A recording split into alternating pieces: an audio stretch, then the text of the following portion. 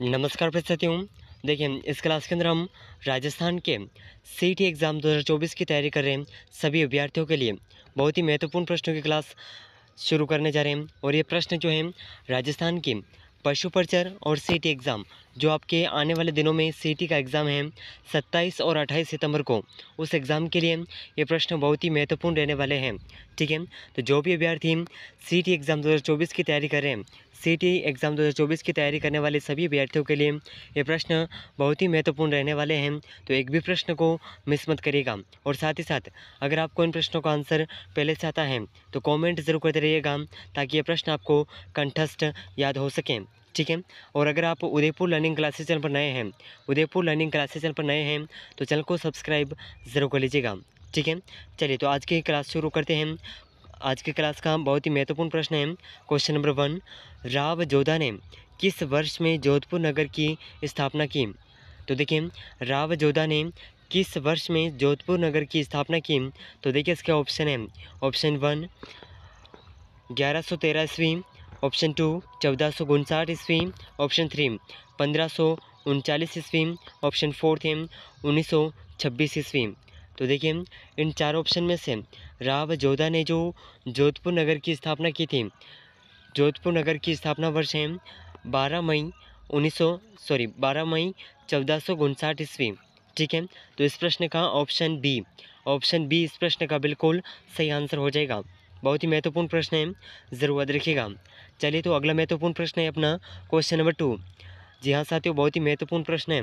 अगर आपको इन प्रश्नों का आंसर पहले से आता है तो साथ ही साथ कमेंट ज़रूर करिएगा। ठीक है, तो क्वेश्चन नंबर 2 इस प्रकार है।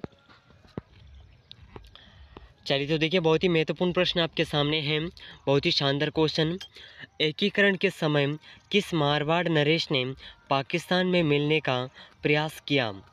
तो देखिए, एकीकरण के समय मारवाड़ का ऐसा कौन सा राजा था जो पाकिस्तान के अंदर मिलना चाहता था, यानी कि मिलने के प्रयास किए थे? तो देखिए इसके ऑप्शन है, ऑप्शन 1 हनुवंत सिंह, ऑप्शन 2 उम्मीद सिंह, ऑप्शन 3 जसवंत सिंह, ऑप्शन 4 है इनमें से कोई नहीं। तो देखिए इन चारों ऑप्शन में से जो इस प्रश्न का सही आंसर है, एकीकरण के समय वह मारवाड़ नरेश जिसने पाकिस्तान में मिलने के प्रयास किए थे, यह मारवाड़ नरेश है हनुवंत सिंह। ऑप्शन 1 इस प्रश्न का बिल्कुल सही आंसर हो जाएगा। ठीक है, ऑप्शन 1 इसका बिल्कुल सही आंसर हो जाएगा। और देखिए अगर इस प्रश्न की बात करें तो ये प्रश्न जो है वन रक्षक परीक्षा 2013 के पेपर में ये प्रश्न पूछा गया था। ठीक है, तो बहुत ही महत्वपूर्ण प्रश्न है।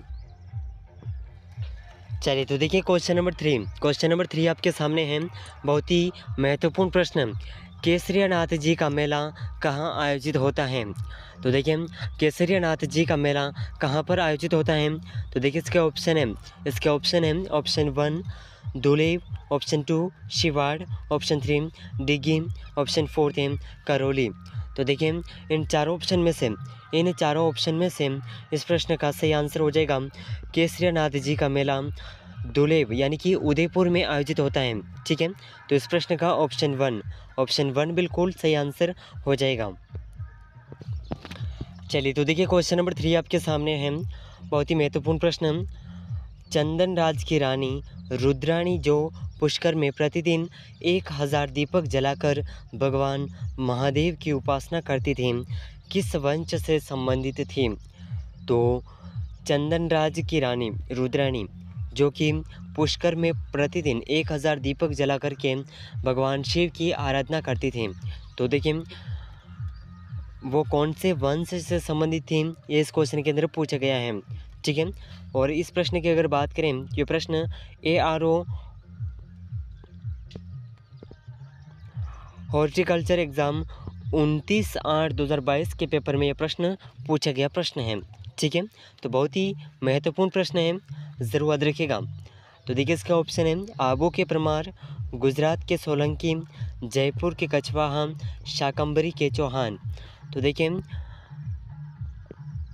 चंदन राज की रानी रुद्राणी जो है ये शाकंभरी के चौहान वंश से संबंधित थी। ठीक है, कौन से वंश से? चौहान वंश से। ठीक है। तो इस प्रश्न का ऑप्शन फोर्थ बिल्कुल सही आंसर हो जाएगा। ठीक है, बहुत ही महत्वपूर्ण प्रश्न है। चलिए, तो अगला महत्वपूर्ण प्रश्न क्वेश्चन नंबर 5 जो आने वाले एग्ज़ाम के लिए बहुत ही महत्वपूर्ण रहने वाला है। ठीक है, तो साथियों देखिए क्वेश्चन नंबर 5 आपके सामने है, बहुत ही महत्वपूर्ण प्रश्न। निम्नलिखित संतों में से कौन जन्म से मुसलमान था? तो यहाँ पर कुछ संतों के नाम दे रखे हैं और इन संतों में से जन्म से मुसलमान कौन संत था? तो देखिए इसके ऑप्शन है, ऑप्शन 1 मावजी, ऑप्शन 2 दादू दयाल, ऑप्शन 3 लालदास, ऑप्शन 4 है चरणदास। तो देखिए इन चार ऑप्शन में से वह संत जो जन्म से मुसलमान थे यह संत हैं लालदास। ठीक है, ऑप्शन 3 इस प्रश्न का बिल्कुल सही आंसर हो जाएगा। ठीक है, ज़रूर याद रखिएगा, बहुत ही महत्वपूर्ण प्रश्न है। ठीक है, चलिए तो अगला महत्वपूर्ण प्रश्न क्वेश्चन नंबर 6 बहुत ही महत्वपूर्ण प्रश्न है। चलिए तो देखिए बहुत ही महत्वपूर्ण प्रश्न है। ठीक है, क्वेश्चन नंबर 6 बहुत ही महत्वपूर्ण प्रश्न है। और अगर इस प्रश्न की बात करें तो ये प्रश्न वनपाल एग्ज़ाम 6/11/2022 को शिफ्ट 1 के अंदर ये प्रश्न पूछा गया है। ठीक है, तो देखिए प्रश्न इस प्रकार है, बहुत ही महत्वपूर्ण प्रश्न है। तो प्रश्न इस प्रकार है, सर्वप्रथम राजस्थान में कहाँ से पूर्व पाषाणकालीन हस्त कुठार यानी कि कुल्हाड़ी खोज निकाली थी? तो देखिए इसके ऑप्शन है, ऑप्शन 1 अलवर और टोंक, चित्तौड़ और भीलवाड़ा, ऑप्शन 3 है जयपुर और इंद्रगढ़, ऑप्शन 4 है जोधपुरा और सुनारी। तो देखिए इन चार ऑप्शन में से सर्वप्रथम राजस्थान में कहाँ से पूर्व पाषाणकालीन हस्त कुठार कुल्हाड़ी की खोज निकाली थी? तो देखिए इसका जो सही आंसर है, यह सही आंसर हो जाएगा ऑप्शन 3 इस प्रश्न का बिल्कुल सही आंसर हो जाएगा, जयपुर और इंद्रगढ़। ठीक है, यहाँ से सर्वप्रथम पूर्व पाषाणकालीन हस्त कुठार यानी कि कुल्हाड़ी की खोज निकली थी। ठीक है, कुल्हाड़ी निकली थी। तो देखिए अगला जो महत्वपूर्ण प्रश्न है क्वेश्चन नंबर 7, बहुत ही महत्वपूर्ण प्रश्न है क्वेश्चन नंबर 7। ठीक है, तो देखिए प्रश्न इस प्रकार है, हरि के बैराज संबंधित हैं। तो देखिए हरि के बैराज किससे संबंधित हैं? तो देखिए इसके ऑप्शन है, ऑप्शन 1 गंग नहर से, नर्मदा नहर से, इंदिरा गांधी नहर से, गुड़गांव नहर परियोजना से। तो देखिए इन चार ऑप्शन में से जो इस प्रश्न का सही आंसर है, ये सही आंसर हो जाएगा हरि के बैराज संबंधित है इंदिरा गांधी नहर से। ठीक है, तो इस प्रश्न का ऑप्शन सी इस प्रश्न का बिल्कुल सही आंसर हो जाएगा। ठीक है, ज़रूर याद रखिएगा, बहुत ही महत्वपूर्ण प्रश्न है। चलिए तो देखिए अगला महत्वपूर्ण प्रश्न क्वेश्चन नंबर 8 आपके सामने है, बहुत ही महत्वपूर्ण प्रश्न है।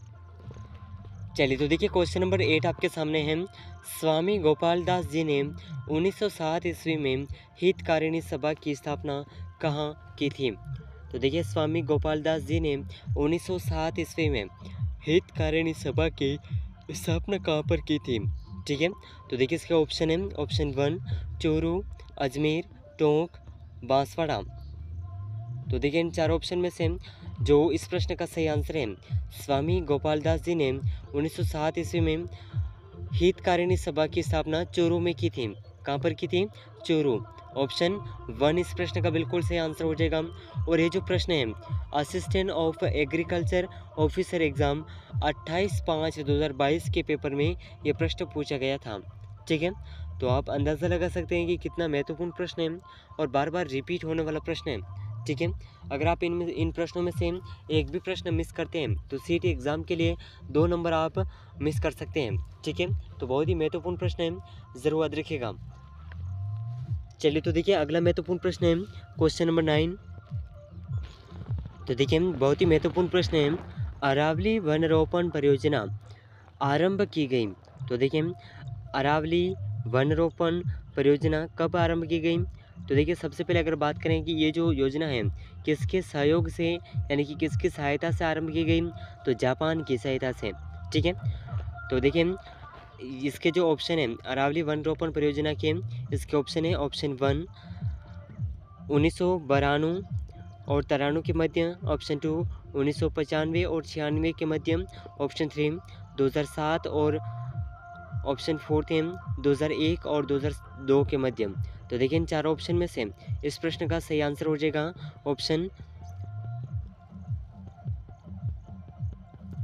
ऑप्शन वन इस प्रश्न का बिल्कुल सही आंसर हो जाएगा। और देखिए अरावली वनरोपण परियोजना जो है राजस्थान के 10 जिलों में शुरुआत की गई थी इसकी। कितने? 10 जिलों में इसकी शुरुआत की गई थी, ठीक है।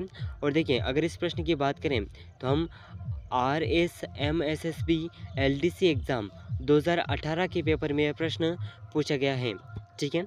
तो बहुत ही महत्वपूर्ण प्रश्न है जो आने वाले दिनों में जो आपका CT का एग्ज़ाम है, CT के एग्ज़ाम के लिए प्रश्न बहुत ही हेल्पफुल और महत्वपूर्ण साबित होंगे, ठीक है। तो देखिए इस क्लास के अंदर हमने राजस्थान के पशु परिचर और CT एग्ज़ाम के लिए 10 महत्वपूर्ण प्रश्नों को कवर किया है, जो प्रश्न आने वाले दिनों के लिए बहुत ही महत्वपूर्ण रहने वाले हैं, जिसमें आने वाले दिनों में आपके जो एग्ज़ाम हैं, ठीक है, तो उनमें बार बार रिपीट होने वाले प्रश्न हैं। अगर आप उदयपुर लर्निंग क्लासेस चैनल पर नए हैं तो चैनल को सब्सक्राइब जरूर कर लीजिएगा, ठीक है। मिलते हैं अगले महत्वपूर्ण प्रश्नों के साथ में, तब तक के लिए जय हिंद, जय भारत।